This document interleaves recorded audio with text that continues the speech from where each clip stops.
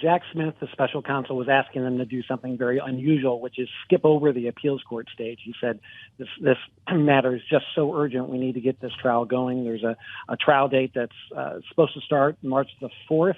That is in some jeopardy now. And the Supreme Court, in a pretty abrupt order, just said, no, we're not going to do it. No explanation. Nobody noting publicly that they dissented. Well, so let's talk about why they may not have done this. Essentially, it just means that they may agree enough with what Trump's defense team was arguing, this idea that there was no real good enough reason provided by Jack Smith for this, or we just can't tell.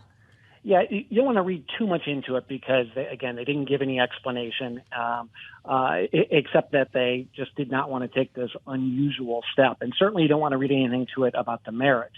The Federal Appeals Court, the U.S. Court of Appeals for the D.C. Circuit, is planning to hold arguments on a very expedited schedule, hearing arguments on January the 9th.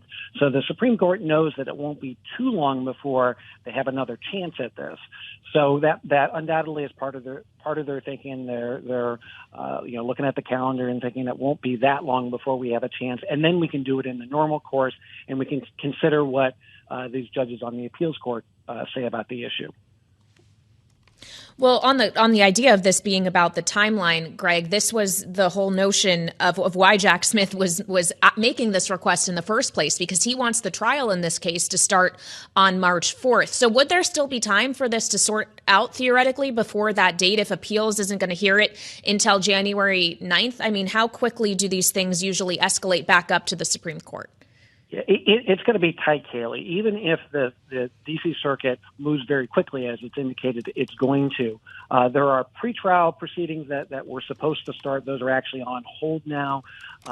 Normally under the usual rules, the losing side has 45 days to decide whether they're going to seek rehearing from a bigger panel of judges on the appeals court, and then 90 days to go up to the Supreme Court. So it could add a lot of time. Now there's a lot of ifs there. There are potentially other things that could happen, but safe to say the idea of starting on March the 4th is less viable than it was a half hour ago.